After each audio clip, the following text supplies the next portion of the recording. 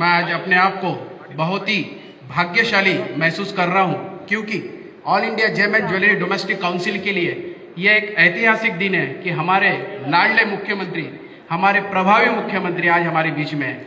मैं ये इसलिए भी कह रहा हूं कि आज से ठीक 9 साल पहले 2016 में ऐसे ही एक ऐतिहासिक दिन all India gem and jewellery domestic council में हो चुका है, जब हमारे यशस्वी प्रधानमंत्री श्री नरेंद्र मोदी जी दिल्ली में विज्ञान भवन में हमें संबोधित किए, हमें मार्गदर्शन किया था। तो वो दिन और आज का यह दिन मुझे एक जैसा लग रहा है। तो उसके लिए मैं देवा भाऊ का बहुत बहुत आभार व्यक्त करता हूं कि all India gem and jewellery domestic council को उन्होंने समय दिया। मैं महाराष्ट्र के प्रभावी मुख्यमंत्री जब बोलता हूं तो उसके पीछे कारण भी है। लगभग 30 से ज्यादा स्टेट हिंदुस्तान में और 30 से ज्यादा स्टेट होने के बावजूद भी सबसे ज्यादा जीएसटी, सबसे ज्यादा इनकम टैक्स और सबसे ज्यादा जीडीपी में अगर योगदान कोई करता है तो महाराष्ट्र करता है। और महाराष्ट्र का अगर मैं परसेंटेज वाइज आपके सामने अगर आंकड़े रखूं तो आपको भी गौरव लगेगा कि 25% योगदान जीएसटी कलेक्शन में महाराष्ट्र करता है। तो ये एक बहुत ही बड़ी बात है।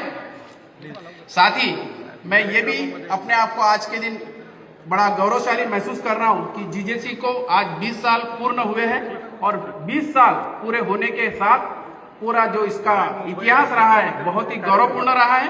और जो व्यापार पहले असंगठित करके जाना जाता था, इसे आज 70% तक के संगठित के नाम से देखा जाता है। All India gem and jewellery domestic council सरकार के साथ समय समय पे सरकार के और ट्रेड के बीच में एक ब्रिज बनकर काम करती है।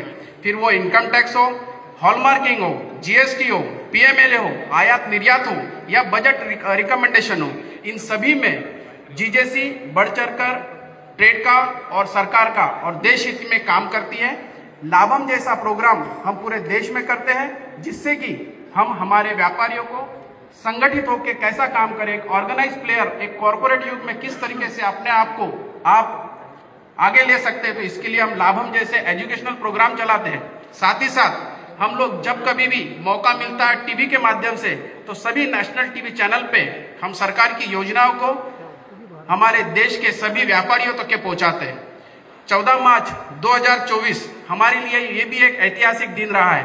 तब चित्राताई के माध्यम से 411, जो कि अभी हमारी ताई साहब बोल चुकी है, 411 BNS 317 में जो एक परिपत्रक सरकार की तरफ से निकला है, तो एक सुनार समाज, स्वर्णकार, शराब, ज्वेलर्स, इन सभी को एक कवच के तहत उन्होंने बचाया है। क्योंकि जब कभी भी पुलिस किसी ज्वेलर्स या किसी शराब स्वर्णकार के आते थे तो कहीं ना कहीं असहाय महसूस करते थे और गलती न हो। और गृह मंत्री हमारे मुख्यमंत्री जी के पास होने के कारण तुरंत ही इन्होंने हमें ये कवच दिया है, जिसके लिए मैं बहुत बहुत उनका आभार व्यक्त करता हूं। साथ ही साथ मैं पंकज भोयर जी, उनका भी बहुत बहुत शुक्रिया अदा करता हूं, क्योंकि उन्होंने भी समय समय पे हमें मार्गदर्शन किया है। मैं देवा भाऊ के लिए केवल यही कहना चाहूंगा कि कल रात ख्वाब में प्रभु रामचंद्र जी से मुलाकात हुई। देवा भाऊ, मैं आपका 1 मिनट ध्यान चाहूंगा। देवा भाऊ, आपका 2 मिनट ध्यान चाहूंगा कि कल रात ख्वाब में प्रभु रामचंद्र जी से मुलाकात हुई। कल रात ख्वाब में प्रभु रामचंद्र जी से मुलाकात हुई। थोड़ी ही सही बट विस्तार से बात हुई। मैंने पूछा हमारे देवा भाऊ कैसे इंसान है। प्रभु रामचंद्र जी बोले, संबंध बनाए रखना ये बिल्कुल मेरे जैसे। और जिस तरीके से हमारी चित्राताई के लिए वागिन करके हमारे पूर्व चेयरमैन नितिन भाऊ ने बोला, लेकिन उनके लिए तो यही कहूंगा कि ए चांद मत कर इतना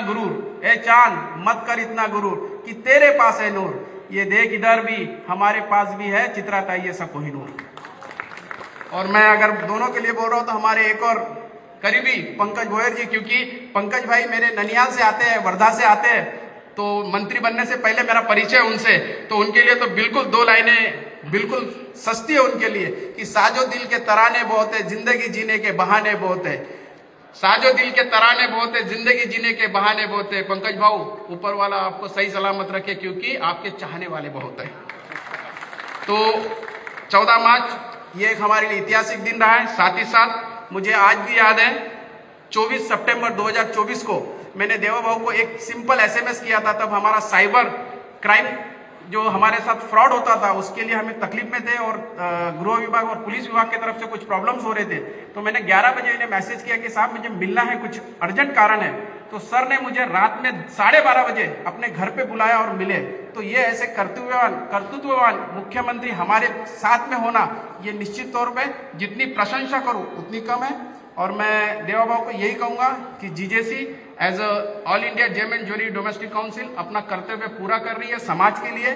और जब कभी भी मौका मिलता है ट्रेड और सरकार के बीच में कुछ भी योजनाओं को लेके, तो हम तत्पर रहते हैं। मैं इस बार कभी भी नॉर्मली कभी मुख्यमंत्री हो या मंत्री जी को इसलिए बुलाया जाता है कि उनके सामने कुछ डिमांड रखी जाए। मैं आपके सामने कोई डिमांड नहीं रख रहा हूँ। आप हमारे घर में आए हैं, आपने हमें जितना चाहे उससे ज्यादा दे चुके हैं।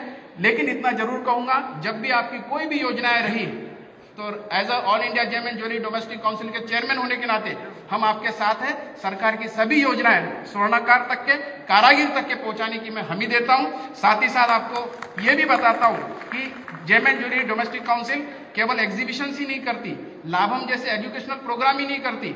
हम लोग फेलोशिप टूर करते हैं, मंथन करते हैं, लकी लक्ष्मी करते हैं, जिससे व्यापार बढ़े। बैंकिंग समिट हमने कल ही किया है, फेलोशिप टूर करते हैं। हमारे नए बच्चे हमारे व्यवसाय में कैसे आए, क्योंकि हमारे प्रधानमंत्री और देवा भाऊ हर बार कहते हैं कि नौकरी मांगने वाले मत बनो, नौकरी देने वाले बनो। तो वो काम भी हम लोग करते हैं। प्रीफर्ड मैन्युफैक्चरर ऑफ इंडिया एक ऐसा प्रोग्राम है जहां हम लोग अपने व्यापार को बढ़ाते हैं, वो भी हम करते हैं। शक्ति अर्थात नारी शक्ति, हमारे शक्ति को और बढ़ाए।